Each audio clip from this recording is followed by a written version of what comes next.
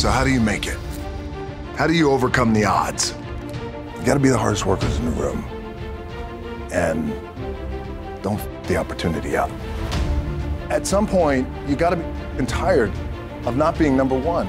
You have to be, and you gotta play angry, and I play angry. Now, I'm cool and calm with my approach, and when I step out on my field, which is a set, or, you know, like, and you're always gonna have haters, and haters are like, well, damn man, how many movies are you gonna make, or how many are you gonna do? Like, you do a lot of, I say, yes, it's my ambition.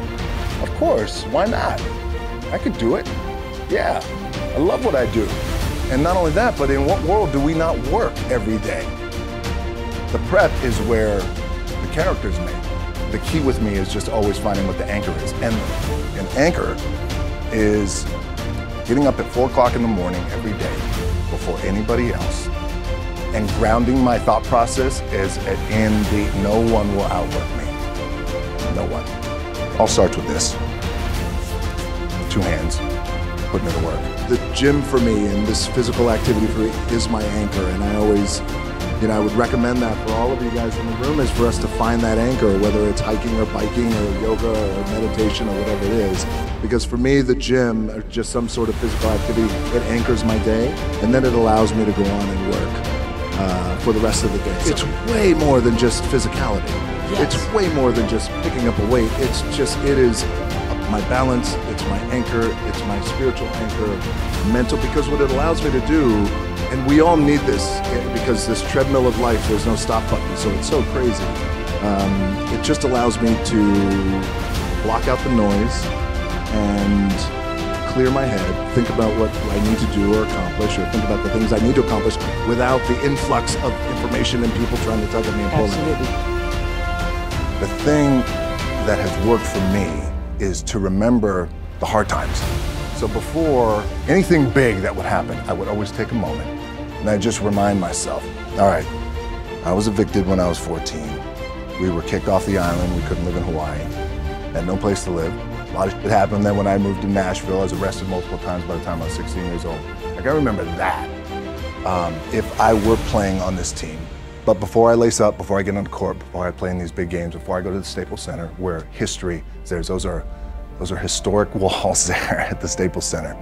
I would remember that, and it allows me then to be present in the moment and understand, shit, the stuff I have around me right now, this is shit that I dreamed of when I was a kid. I had a piss poor senior year, 0 production, no NFL, no combine invite, nothing. Finally went to the CFL, Calgary Stampeders, making $250 a week Canadian. Now, I had to send that home to my wife at that time. Had no money, so I remember that. When I got cut from Canada, I had $7 in my pocket. And I always tell that story. So now my production company is $7, advertising agency is $7, everything is $7. So I always remember that. What helps me is to keep the hard times in the front of my mind, because it allows me to go into these big moments that I've worked my ass off, and you guys have worked your ass off. It allows me to go into these big moments with a different perspective. What it also does for me, and again, this is what works for me. I keep my back is up against this one. Every day, it's against this wall. But it's up against this because it's what I believe in. And when my back is against this, then there's nowhere to go but that way. And I gotta go that way. And I don't give a who is in front of me. They're not gonna stop me. So how did I get here? By being the hardest worker in the room. The one thing that will never, ever, ever go away is you get your ass in that weight room and you put in the work. That's gonna happen when you're 30, 40, 50, 60, 70. That never goes away. You either say, I'm done, or this, whatever the is going on, it's temporary, and it made me up at some point down the road. But I'm not gonna let this opportunity go by without giving it my all. My dad, in his pickup truck, came down 4 o'clock in the morning, picked me up in Miami from Tampa. We lived in a little apartment in Tampa. He drove down in his little pickup truck to Miami to get me when I was cut from the CFL. I was driving up I-75. I-75 is like, especially down in Florida, Alligator Alley. I'll never forget it. It's 4 o'clock in the morning. I leave home. I'm ready to tackle the world, to get after it, achieve my dreams and goals. Crushed by 22, 23 years old. Now I got to move back in with my mom and dad. I played on great teams though. Wait a second, this is not supposed to be my future. I'm supposed to be in the NFL right now. I'm supposed to be making a lot of coin and buying my parents, buying me, taking care of my wife, but it never happened. So I pulled out my wallet, I thought, well, let me see how much money I had. I opened it up, I had a 5, a 1, and change. I'm not around, and well, at least I rounded up to $7. But I thought, God, I got $7 in my pocket. Where do I go now? What do I do? If I had to be great at something, I wanted to be great in this world of Hollywood and movie making, producing and entertainment, I had to commit. When you commit to something, commit to the goal. They said, what do you want to accomplish? I said, I want to accomplish the world. I want the world, and I want Will Smith's career. And I said, and I mean this respectfully because I know he's here at this agency with us, I want to do it bigger and better. And I still had these, still put in the hard work with my 2 hands.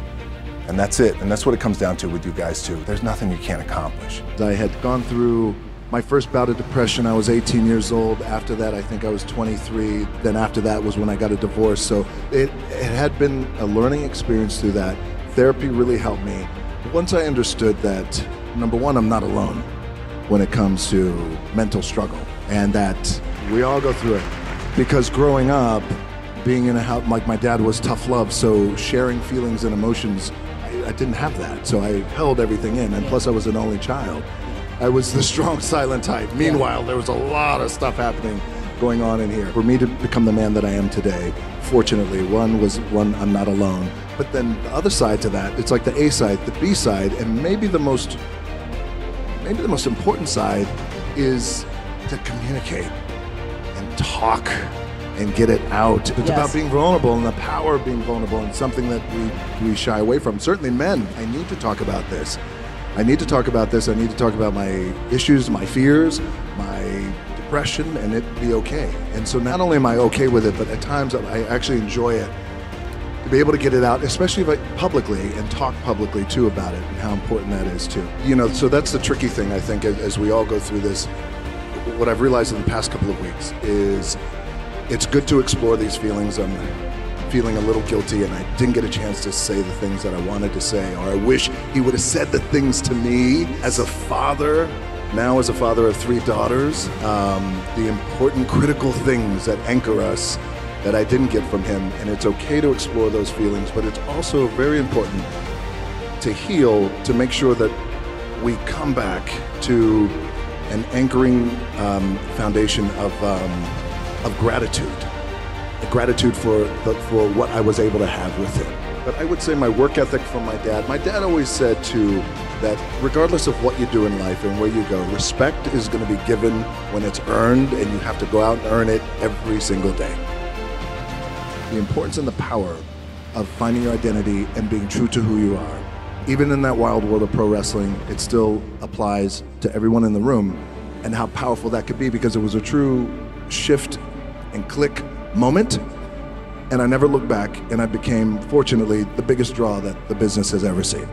Really listen, become a really good listener, and it took me a long time to understand that and how important that was, because when you become a good listener and you're really listening to your partner in this relationship of love and spirit, as you talk about, then inherently you become more empathetic, and when you become more empathetic, then you just understand your wife and your partner on a deeper level, on a greater level. And then there's a greater level of appreciation too as well. And when I talk about these little things and really truly being in the moment and being present, and how important that is, and so even more present, because the other stuff I feel, the fame and the accolades and all that stuff is awesome, but that comes and goes. This kind of connection, this and what I have with my family and my daughters and people, that means everything. I still see every opportunity that I have as like a little crack in the wall, a little scratch, and it's almost as if every opportunity the scratch represents every opportunity. Therefore, the success on the other side of the scratch is the light. Scratching hard, clawing, digging, it's that mentality to really take advantage of every opportunity I have.